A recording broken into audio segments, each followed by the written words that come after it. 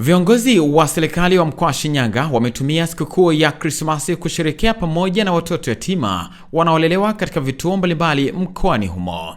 Katika maadhimisho hayo, mkuu wa mkoa wa Shinyanga Bimboni Muhita amewahimiza wazazi na walezi kujenga utamaduni wa kuwasaidia watu wenye mahitaji, wakiwamo watoto yatima, watu wasiojiweza pamoja na wajane. Tunajiuliza kwamba kwenye jamii tuna hawa malaika ambao tusipowakimbilia sisi hamna wa kuwakimbilia.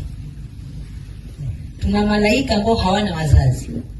Tuna malaika ambao hawana wazazi, sio kwa sababu wazazi wamefariki, lakini wazazi wamejiondoa kwenye maisha ya wale malaika. Mama, unapomtupa mwanao, umeamua kujitoa kwenye maisha ya yule mtoto. Baba, unapokana mimba ukaikataa, umeamua kujitoa kwenye maisha ya yule mtoto. Mwisho wa siku tunakuwa na jamii ya watoto ambao kwa namna moja ama nyingine wanahitaji upendo wetu.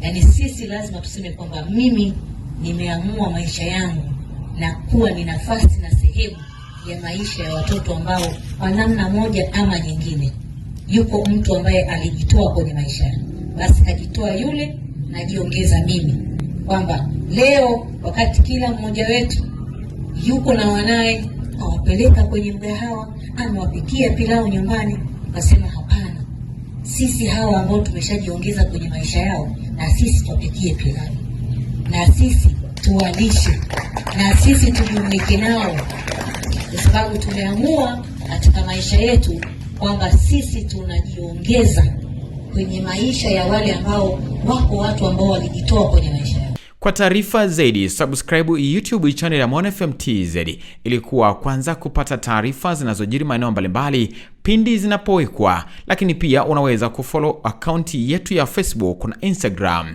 kwa jina la Mon FM TZ kwa taarifa mbalimbali. Mimi ni Rasim Silaulen Siluzilo wa Mon FM TZ.